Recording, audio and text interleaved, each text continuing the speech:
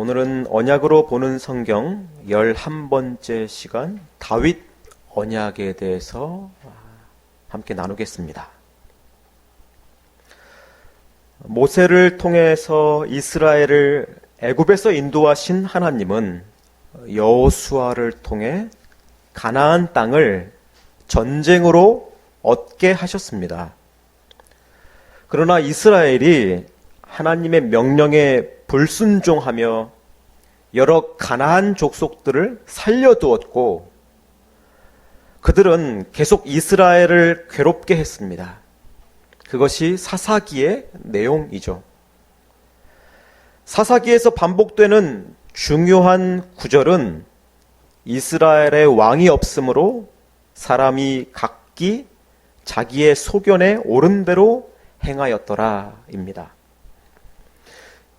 이스라엘은 그들의 조상 아브라함에게 하나님이 약속하신 대로 자손들이 많아졌고 기름진 땅도 얻었지만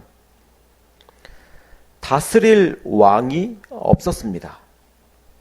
자신들을 잊게 하시고 항상 인도하시는 하나님이 당연히 그들의 왕이 되셔야 했지만 이스라엘은 하나님을 왕으로 인정하고 순종하기보다는 세상 사람들의 생존 방식을 따라갔습니다.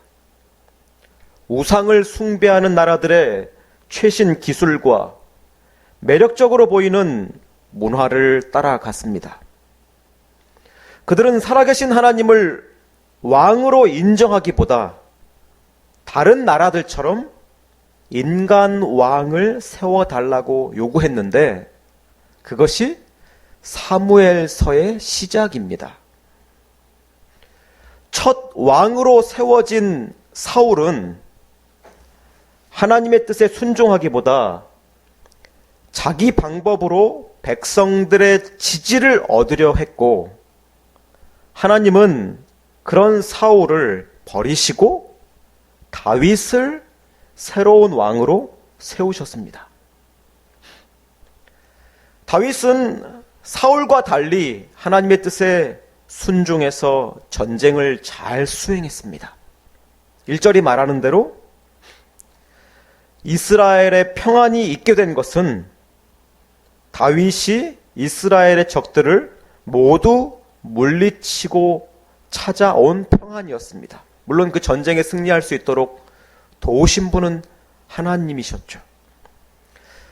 좋은 왕에 의해서 나라가 평안하게 된 것입니다. 다윗은 평화를 얻은 후 하나님께 성전, 즉 하나님의 집을 지어 드리려고 했습니다. 그러나 하나님께서는 그런 다윗의 뜻을 막으시고 그 아들이 집을 지을 것이라고 말씀하셨습니다. 다윗이 아니라 그의 아들이 여호와를 위한 집을 지을 것이라고 말씀하셨습니다. 그 아들이 나라를 견고하게 할 것이고 세상 가운데서 다윗의 이 영광과 그의 나라를 위대하게 높이시겠다고 약속하셨습니다. 하나님이 약속하신 이 아들은 우선 다윗의 아들 솔로몬을 가리킵니다. 그래서 솔로몬은 하나님이 예고하신 대로 성전을 지었고 이스라엘을 세상 나라들의 부러움을 사는 위대한 나라가 되게 했습니다. 그런데 하나님이 다윗에게 주신 이 언약은, 이 약속은 그의 아들 솔로몬을 넘어서 다윗의 후손 예수 그리스도가 어떤 분이고 어떤 일을 하시는지를 예고한 것입니다. 예수님은 하나님이 다윗에게 주신 언약대로 하나님과 하나님의 백성을 대적하는 모든 적들을 이기십니다. 정복하십니다. 다윗처럼 싸움에서 이기십니다. 그러나 예수님은 무력, 힘이 아닌 자신의 죽음으로 사탄을 이기셨습니다. 또 예수님이 세우시는 성전은 사람이 지은 성전과 비교할 수 없이 탁월해서 세상 모든 민족들, 세상 모든 족속들이 포함되는 그 집에, 그 성전에 속하게 되는 영원한 집이 됩니다. 안타깝게도 하나님께서 솔로몬에게 허락하셔서 지은 이 성전은 나중에 바벨론 느부갓네살 왕에 의해서 파괴됩니다. 바벨론이 이스라엘을 점령하죠. 그때 이스라엘 솔로몬이 지은 위대한 성전도 파괴됩니다. 그리고 이스라엘이 이 포로에서 돌아온 후에 수룹바벨이라는 지도자에 의해서 세워진 두 번째 성전은 로마의 폼페이우스에 의해서 파괴되었고, 또 이후에 유대 헤롯 대왕에 의해서 세워진 세 번째 성전 역시 로마의 디도 장군에 의해서 예루살렘이 함락되면서 점령되면서 함께 무너졌습니다.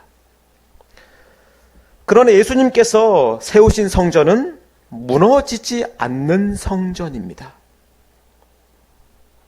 너희가 이 성전을 헐라 내가 사흘 동안에 일으키리라 라고 말씀하신 대로 예수님은 자신의 부활한 몸으로 진정한 성전을 보여주셨습니다.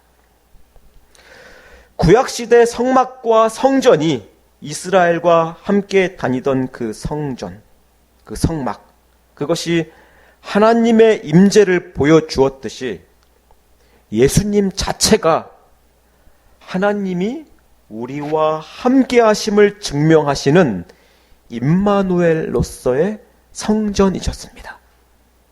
임마누엘의 뜻이 그것이죠. 하나님이 우리와 자기 백성과 함께 하신다. 예수님 자체가 그것을 보여주고 경험시켜주는, 그리고 장차 완전한 성전이 하나님 나라가 어떻게 완성되어지고 백성이 그것을 누리게 될지를 보여주는 그 임마누엘의 상태를 보여주는 그 자체였습니다. 예수님이 그것이었습니다. 예수님은 성전을 그렇게 자신으로 보여주셨을 뿐만 아니라 교회를 세우셨습니다. 교회는 예수님을 믿는 자들을 예수님 자신과 연결시키셔서 살아있는 성전이신 예수님처럼 성도들도, 예수님을 믿는, 예수님과 연합한 이 성도들도 예수님을 닮아서 살아있는 성전이 되게 하신 것입니다. 예수님이 진짜 성전의 본체이시고 교회를 이루는 성도들도 함께 살아있는 성전이 되게 하십니다. 이 성전이신 예수님 앞에 모든 민족이 엎드리게 될 것입니다. 세상의 주인이신 예수님을 모든 세상이 인정하게 될 것입니다.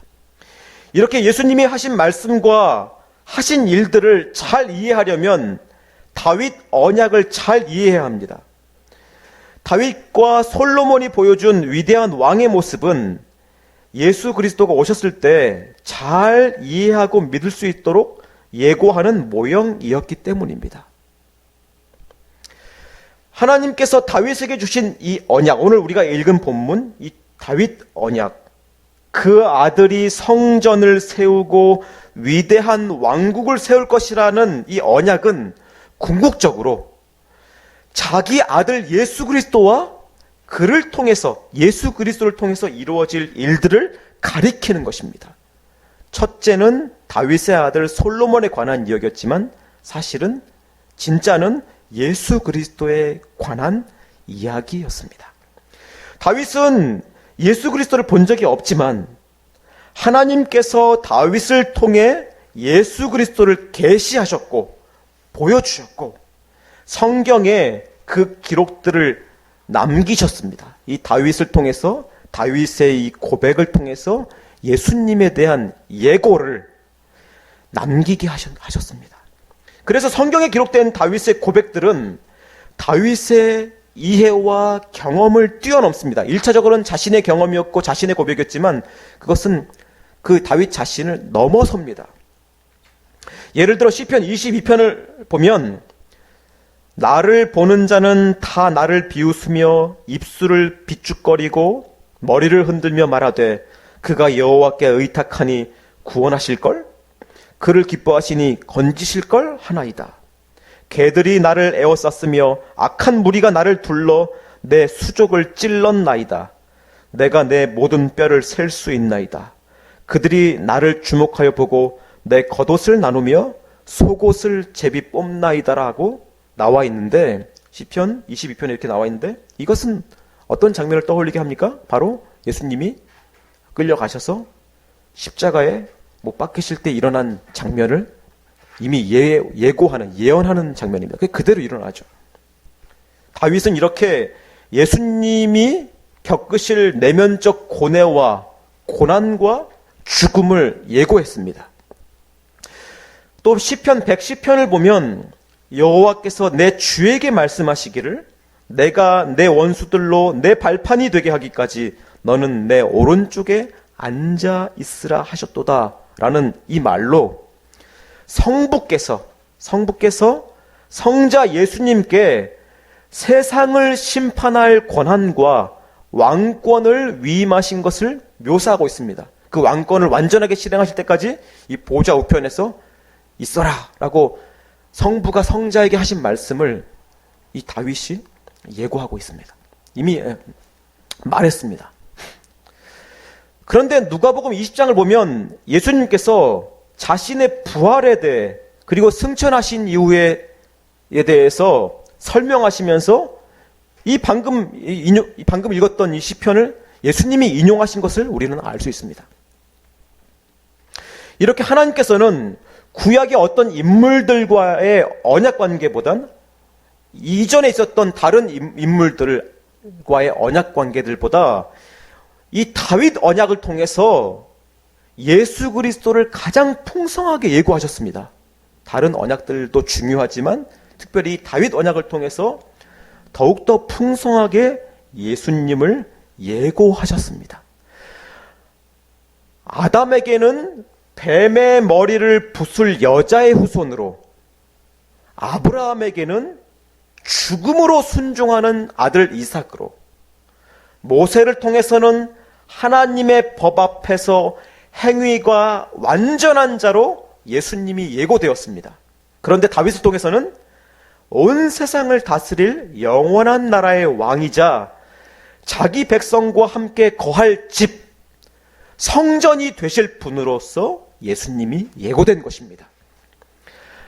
하나님께서 이 언약을 통해서 처음에는 희미했던 어렴풋했던 예수 그리스도를 점점 뚜렷하고 분명하게 나타내 주셨는데 그 중에서도 다윗 언약이 그 정점인 것입니다. 가장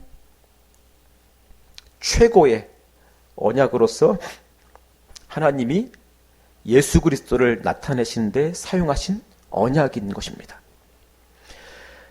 마침내 우리에게 오신 예수님이 어떤 분이신지 이해하는 일, 예수님의 인격과 사역을 묘사하고 설명하기 위해 참고해야 할 가장 중요한 자료는 다윗 언약입니다.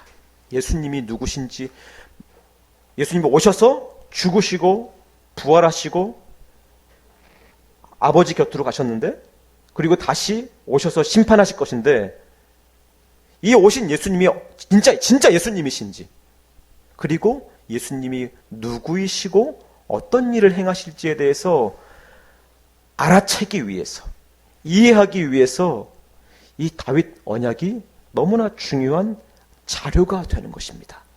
그것을 위해서 하나님이 주신 것입니다. 그래서 사도행전 2장을 보면 베드로는, 우리가 잘 아는 베드로는 다윗에 대해서, 오늘 본문에 나온 이 다윗에 대해서 이렇게 말합니다. 그는 선지자라. 하나님이 이미 맹세하사 그 자손 중에서 한 사람을 그 위에 앉게 하리라 하심을 알고 미리 본고로 그 위에 앉게 하리라 하신 그분이 누구시죠? 예수님이시죠. 그를 미리 봤다고 합니다. 다윗이 예수님을 미리 봤다고 합니다. 베드로는 그리스도의 부활을 말하되 라고 말합니다. 베드로가 이런 말을 합니다. 베드로는 예수님이 우리를 위해 오신 그분이심을 논증하기 위해서, 설명하기 위해서 다윗 언약에서 시작한 것입니다. 그걸 가지고 온 것입니다. 또 사도행전 13장을 보면 바울 역시 사도 베드로뿐만 아니라 바울 역시 이런 말 합니다.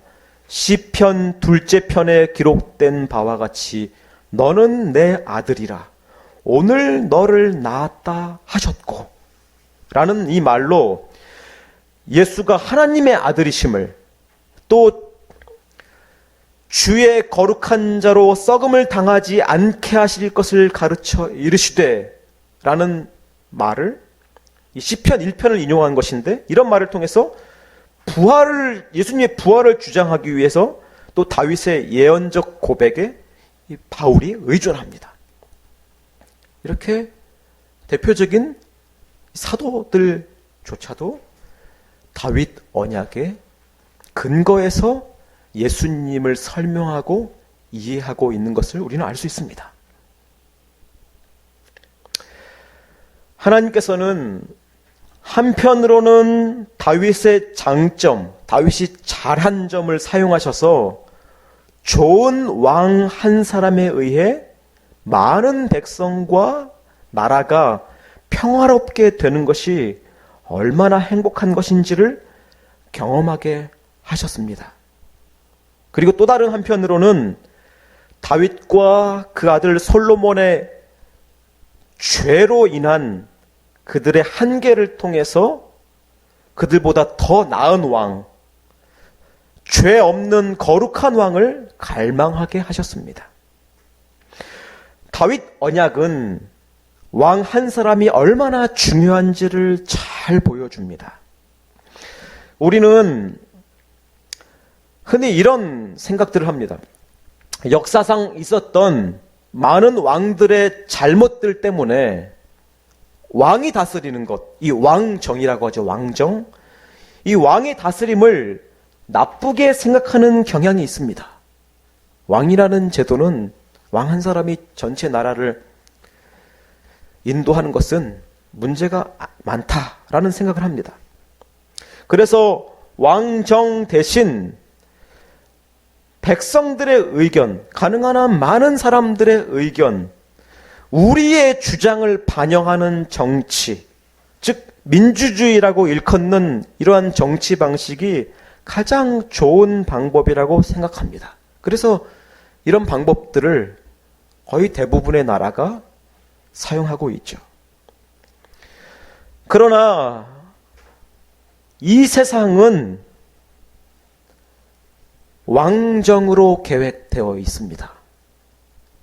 이 세상을 왕이 다스리는 것이 하나님의 원래 계획입니다. 참으로 선하고 지혜롭고 능력 있고 백성과 나라를 진정 사랑하는 왕에 의해서 다스려지는 것이 가장 이상적인 통치 방법입니다. 우리를 가장 잘 아시고 진정한 복을 얻게 하실 목자 같은 왕이신 예수님께서 우리를 다스려 주셔야 합니다. 예수께서 다스리는 그 나라는 망하지 않고 영원합니다. 우리에게는 왕이 필요합니다. 죄인들 가운데에서 나온 어떤 지도자나 정치인들이 나라를 다스리는 것은 결코 좋은 나라를 이룰 수 없습니다. 우리는 이 세상을 창조하시고 지금도 보이지 않게 인도하시고 또한 우리의 근본적인 모든 문제들의 원인인 이 죄를 해결하신 결국 이 땅에 다시 오실 원래 왕이셨던, 그러나 우리가 왕으로 인정하지 않고 있는, 이 세상에 인정하지 않고 있는 하나님의 아들이신 이 예수 그리스도를 왕으로 모셔야 하고, 예수님이 다스리시는 그 나라가 속히 임하기를 바라야 합니다. 우리가 어떤 나라로 여행을 가고 싶어 하는 것보다, 또 나라가 위기에 빠지고 어려울 때 더 좋은 어떤 나라에 이민 가기를 원하는 것보다, 물론 그런 것들을 할 수 있겠지만 그런 것보다 주님의 나라를 갈망해야 합니다. 예수님께서 다스리시는 그 통치가 완전하게 이 땅에 미치고 그 다스림의 모든 것들이 다 순종하게 되는, 그것을 기다려야 합니다. 주님의 다스림을 애타게 기다려야 합니다. 그것을 위해서 우리가 그런 마음을 품도록 예수 그리스도께서 우리의 왕이 되셔서 다스려 주시기를 바라도록 하나님께서는 다윗을 사용하신 것입니다. 우리가 그런 다스림을 소망하기를 원합니다. 특별히 이러한 위기, 전 세계인들이 겪는 이런 위기 속에서 우리는 사람들이 다스리고 통치하는 것, 또 사람의 기술, 이런 것들이 결코 안전하지 않고 진정한 평안과 참된 기쁨을 줄 수 없다는 사실을 계속해서 확인하고 있습니다. 우리는 하나님이 다스리시고 그 다스리심에 순종하는 백성들이 존재하는 나라를 소망해야 합니다. 우리는 지금부터 그런 다스림을 받으면서 살아가야 합니다. 우리가 그런 은혜들을 누리길 바랍니다. 그리고 그 영원한 나라에 우리가 모두가 다 포함되기를 원합니다. 기도하겠습니다.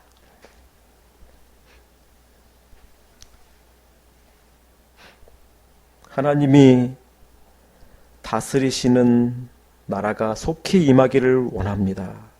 주께서 그런 나라를 계획하시고 이 세상을 창조하셨으나 이 세상의 중요한